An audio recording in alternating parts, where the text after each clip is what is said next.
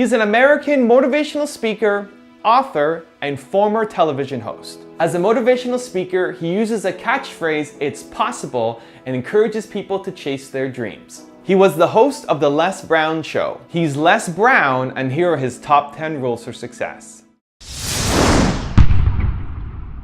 I do a lot of training for many corporations, and I conduct sales seminars, and I've heard all kind of guys doing techniques and training people techniques of how to close sales and how to work with and begin to control the sale and how to ask for the close. Let me share something with you. You can learn all the techniques in the world. If you don't believe in yourself, it won't happen for you. I learned all of it. So that's why I do a training called Focus on the Seller. You've got to focus on you. And as you convince you, as you sell yourself every day, you will begin to see a difference in the things that you're doing. Selling yourself on your ability to perform a job, to achieve a certain objective. Telling yourself every day, here I go again. And I got what it takes. This is my day, and nothing out here is going to stop me. It's necessary that you be flexible, that you are always thinking of how can I improve this better. This is a customer-driven economy. It's necessary for you to always explore various ways in which you can improve the quality of service that you're providing for the people in your organization. I remember something, a major company had talked about the extra value service they were providing for their customers. And the lady who had the news conference summarized it this way. She said, "It's not our intention to satisfy our customers or to please our customers. Our intention is to amaze them." It's necessary, if you're going to compete today, that you look for ways to amaze your customers by being one of those individuals that keep your commitments, that keep your word, that's relentless. It's necessary as you work with the people that you bring into your organization, that they see that you are a good example of a person to work with, because you model integrity and determination and ambition and truth and honesty and the way in which you conduct business. The other thing is, take full responsibility for your life. Accept where you are and the responsibility that you're going to take yourself where you want to go. Someone said we have two primary choices in life. We can either accept conditions as they exist, or we can take the responsibility to change them. See, a lot of people want to exempt themselves from taking responsibility. All they want to do is talk about the problem. Every time you see them, they'll tell you their story over and over and over and over again. No. You want to take responsibility for your life. I got me here, I can get me out of this. And I'm getting out. I'm not going to be a volunteer victim. George Bernard Shaw said there are two kinds of people in life. You know, he said those that make things happen, those that watch things happen, and those that don't know what happened. And he said the people that get along in this life look around for the circumstances that they want, and if they can't find them, they make them. They create them. So part of beginning to get unstuck, you've got to decide that the behavior pattern that you have adopted doesn't work for you. You've got to change your strategies, and changing your strategy means reinventing your life. Recreating you, and you have the power to do that. You can decide that you're going to change, that you're not going to be a wimp. You can decide that you're going to stand up to life. You can decide that I'm going to live each day as if it were my last. You have the power to make that decision. You can decide I'm going to work on myself and develop myself. I'm going to empower me. And all of these things that are happening to me right now, they're just temporary inconveniences. They're not stronger than I am. I'm in charge here. Overcoming the negative conversation, that inner dialogue that's going on all the time, even when you don't want it to be there. You can't stop yourself right now from thinking. You can't do it. It's going on. And so learning how to empower yourself, part of doing that is standing up to yourself. You've got to stand up inside yourself sometimes and say, shut up. You've got to do this. I was going to give a presentation, and this voice inside of me saying, you can't do this. You don't have everything it takes. Shut up. I'm behind on my bills, and you're telling me what I can't do. I have got to do it. You'll get scared sometimes. Your mind will go blank on you. Some people you will allow to unnerve you, and you wonder, what's wrong with me? I'm not crazy. That's why you've got to learn to make a conscious, deliberate, determined effort to stand up inside yourself. Working on yourself, watching that inner dialogue, it will determine the quality of your life. Next thing is that you've got to activate the thinker in you. Don't allow your emotions to control you. We are emotional, but you want to begin to discipline your emotion. If you don't discipline and contain your emotions, they will use you. Your mind goes on automatic, just like a God. You know, I loved reading the book called As a Man Thinketh by James Allen. He uses the analogy of the mind being like a garden. You know, weeds don't have to have any encouragement to grow. You don't have to water them. They don't have to get sunshine. They don't have to have fertile ground. They will grow through the cracks of a sidewalk. Am I right?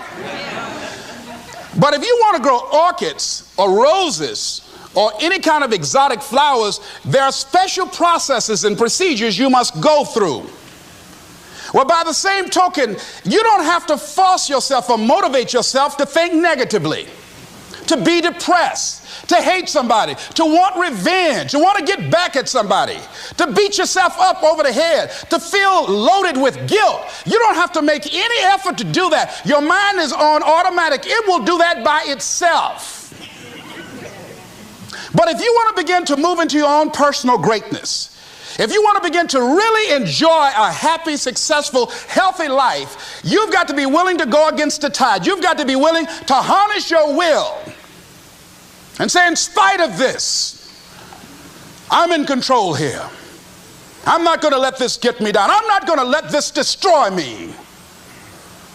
I'm coming back, and I'll be stronger and better because of it. You have got to make a declaration that this is what you stand for. You're standing up for your dreams. You're standing up for peace of mind. You're standing up for health. You want it, and you're going to go all out to have it. It's not going to be easy. When you want to change, it's not easy. If it were in fact easy, everybody would do it. But if you're serious, you'll go all out. I don't care how good you are. I don't care how talented you are. I don't care how much you work on yourself. There are some times when things aren't going to go right. They just are not going to go right. There are times when anything that can happen will happen. Murphy's Law will be knocking at your door. Why? I don't know why. That's called life. And you have to deal with it. Sometimes your life will be in a slump, just like sports. Some of the best shooters can't hit baskets different times in games. They get in a slump. Do they sit on the sideline and say, you know, I just didn't hit a basket today? No, they continue to execute. I suggest to you that if you are facing a challenge, don't stop. Stay busy. Work your plan. Continue to do those things that you know that work for you after you have evaluated yourself in the situation. Continue to move. Stay busy, stay busy, stay busy. I was working on a job, and I came home one day. I was married at the time, and I told my former wife, I said, that guy Bert I work for is stupid. She said, if he's so stupid, why does he sign you a paycheck? Now, you see why I divorced her, right? I couldn't stand her.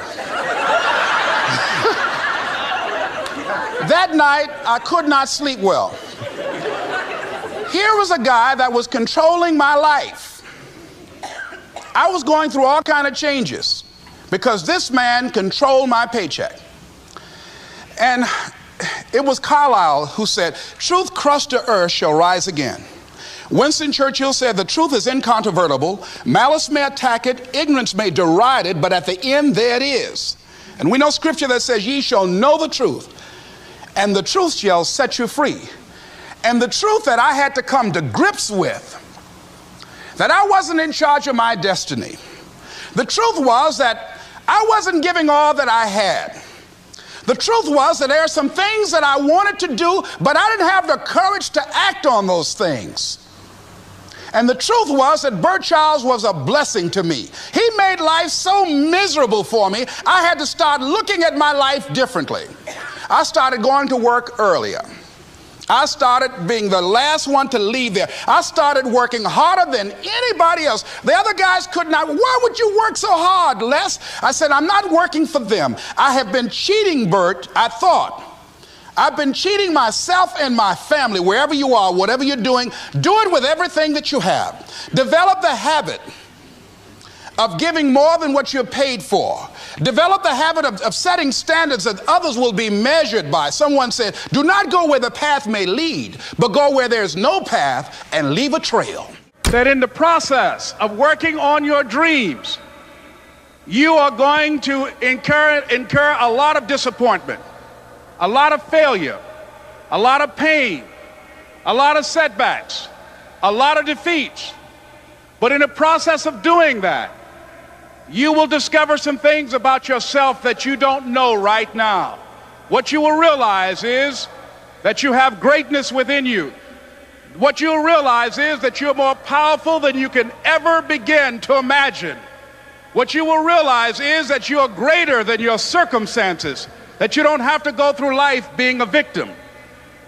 As Jack indicated, I was born in Miami, Florida, in an area called Liberty City, in an abandoned building on a hard linoleum floor with my twin brother. We were 6 weeks of age. We were adopted. When I was in 5th grade, I was identified as EMR, labeled educable, mentally retarded, put back from the 5th grade into the 4th grade, and stayed in that category until I got out of high school. I don't have any college training, but I met a high school teacher who one day changed my life. I was waiting on another student, and when he came in, he said to me, young man, go to the board and write what I'm about to tell you. And I said, I can't do that, sir. He said, why not? I said, I'm not one of your students. He said, it doesn't matter, follow my directions now. I said, I can't do that, sir. He said, why not? I said, because I'm educable, mentally retarded. And he came from behind his desk and he looked at me. He said, don't ever say that again. Someone's opinion of you does not have to become your reality. I'm saying this is a time more than ever that you want to begin to inoculate yourself with positive words, coming to conventions, showing up on meetings, being on the calls, to make yourself unstoppable, to get out of your mind the polluting negative thoughts that's causing most people to go through life being stuck because they're volunteer victims. Somebody said that many people die at age 25 and don't get buried until they're 65 because they got so much garbage in their minds. You are here because you've got a clear vision of what you want and where you're going. Give yourselves a round of applause. Come on, bring your energy level up. Yes, yes. You want more. You want more. You're different. You're different than everybody else. Don't worry if they don't get it. Don't try and convince people to do this business. A person convinced against their will is of the same opinion still. You are not like everybody else. You can walk outside and find pigeons, but if you're looking for eagles, it's going to take you a minute. You are different. It's lonely at the top. How many of you know it's lonely at the top? Raise your hands. It's lonely at the top, but you eat better. That's what I'm talking about. You're different. One great entrepreneur said, I choose not to be a common man. It's my right to be uncommon if I can. I seek opportunity, not security. I do not wish to be a kept citizen, humbled and dulled by having the state look after me. I want to take the calculated risk, to dream and to build, to fail and to succeed. I refuse to live from hand to mouth. I prefer the challenges of life to the guaranteed existence, the thrill of fulfillment to the still calm of utopia. I will never cower before any master, nor bend to any threat. It's my heritage to stand erect, proud and unafraid, to face the world boldly and say, this I have done. You showed up because you're building a business that you can stand and say, I did this. I did this. This is my dream. Give yourselves a round of applause. Yes, Yes! Yes! Yes! It's hard changing your life. It was hard when just over 3 years ago, in the Penobscot building in Detroit, Michigan, where I was operating my business, and I fell on some hard times, and I was sleeping in my office. It was hard coming into the lobby, and the security said, "Excuse me, Mr. Brown, can we see you for a moment?" And I said, "Yes," and I walked up to the counter, and he gave me an envelope. And he said, "Would you mind reading it here?" And I opened the envelope, and the envelope was from management that said, "This is an office tower. It's not a hotel. Please do not sleep in your office." And I said, "Excuse me, sir." I said, "I just work long hours in creating my business. I'm an entrepreneur. And right now, things are bad for me. But they're not going to be this way always. And I just asked for the opportunity to continue to operate like I'm doing. I'm not trying to make this my home." And it was hard coming through the lobby. And sometimes they would laugh. There's a guy talking about becoming successful. And look at him. He's bathing in the bathroom upstairs on the 21st floor. He sleeps on the floor. Him and 2 other dreamers up there. Look at him. It was hard, ladies and gentlemen, coming to speak to people. And I was facing financial difficulties in my own life. I was behind on my bills and my dreams, and I'm saying to them, you can live your dream. It was hard, ladies and gentlemen. It was very difficult to pick myself up each day believing that I could do it. There were times that I doubted myself. I said, "God, why is this happening to me? I'm just trying to take care of my children and my mother. I'm not trying to steal or rob from anybody. Why did this have to happen to me?" It was very hard. And here's what I want to say to you. For those of you that have experienced some hardships, don't give up on your dream. No one could have convinced me by holding on, by continuing to push forward, by continuing to run toward my dream, that one day I would have my own talk show. It's a long shot, ladies and gentlemen, from Liberty City, an abandoned building on a floor, never knowing my mother or father. It's a long shot. Being here with you today in this dome in Atlanta, it's a long shot. No college training, labeled educable, mentally retarded, but I kept running toward my dream.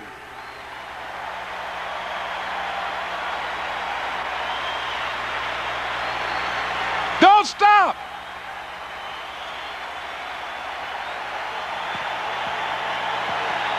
Don't stop.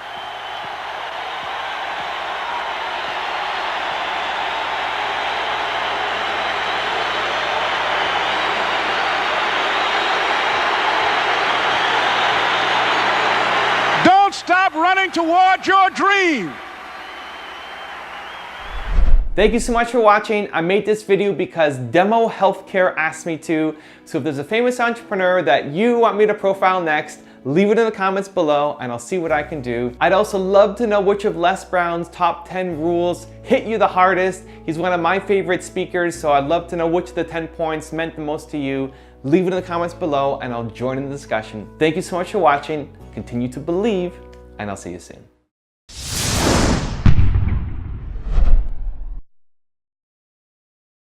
Program your mind deliberately. The reason that most people don't achieve their goals is because they are thinking like everybody else. 16 revolutionary words. Be ye not conformed to this world. Be ye transformed by the renewing of your mind. That's an ongoing process. What are your goals? What are your dreams? Earl Nightingale was right. You don't get in life what you want. You get in life what you are.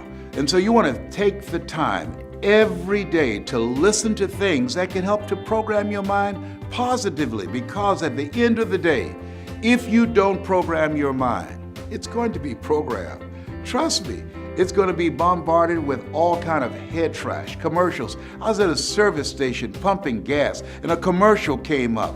I mean, you get on the elevator and commercials are there. You look at billboards, their messages is coming in, over 5,000, 10,000 messages on a regular basis. And so as you look at your goals and dreams, It's very important that you are intentional about controlling what goes on in your mind, because everything gets in through the eyes and through the ears. So, what do you want? What do you want for yourself? What I'm doing right now, I didn't do it for 14 years. You know why? Because I was suffering from possibility blindness. Have you thought about doing something and you looked at what you wanted to do and your heart said, I could do that. And then your mind asked, how? And then you start thinking, well, I can't do that. I don't have a college education. I can't do that. I don't have an MBA or a PhD. I can't do that. I've never worked for a major corporation. Why would corporations reach over people with PhDs and MBAs and years of experience and pay me to come in to do something I've never done? I thought about doing this for years, and I talked myself out of it. There's an African proverb that says, if there's no enemy within, the enemy outside can do us no harm. Shakespeare says, therefore, dear Brutus, it's not in our stars, but in ourselves that we are underlings. And so as you look at yourself and look at your goals and look at your dreams, I'm saying to you that it's possible. Because if anybody at any point in time had a goal, had a dream of what they wanted to achieve, and they made it happen, then it's possible that you can do it too. But you've got to be intentional about programming your mind. It's necessary that you detoxify your life, that you have to look at your life and look at the people in your life. And Jim Rohn said, ask the question, what is this relationship doing to me? See, most people never live their dreams because they are saddled with too many toxic, negative, energy-draining people in their lives. You gotta look at the people around you and ask, is this relationship, is it helping me to grow mentally, emotionally, financially, spiritually? On the financial part, MIT did a study. You earn within $2,000 to $3,000 of your closest friends. It's necessary, if you are serious about your dream, that you detoxify your life. Dr. Dennis Kimbrough out of Atlanta said, if you are the smartest one in your group, you need to get a new group. When I heard that, I got all the broke people out my life.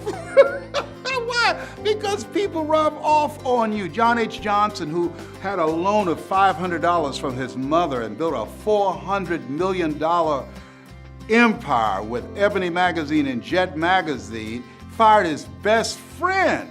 And the reporter asked him, why'd you fire your best friend? He said, he told me I couldn't do it. He said, hell, I didn't think I could do it. I didn't need anybody on my payroll to tell me. So you have to look at your life and say, hey, who's in my circle? Who's in my ear? The only reason that most of us don't accumulate a level of achievement in our lives, one, most people end up aiming low. That's what I did most of my life, that most people fail in life, not because they aim too high and miss.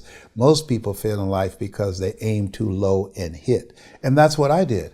I was a disc jockey. I was very satisfied. I achieved a level of professionalism and mastery in that area. And then someone challenged me and said, you can do more. And it took him 14 years to convince me to become this person that you now see. This person that you now see, this voice, which I consider my power voice, I had absolutely no idea that this person existed. But there is sometimes in life, someone can take you to a place within yourself where you can never go by yourself. And he saw something in me. And sometimes you have to believe in somebody's belief in you until your belief kicks in.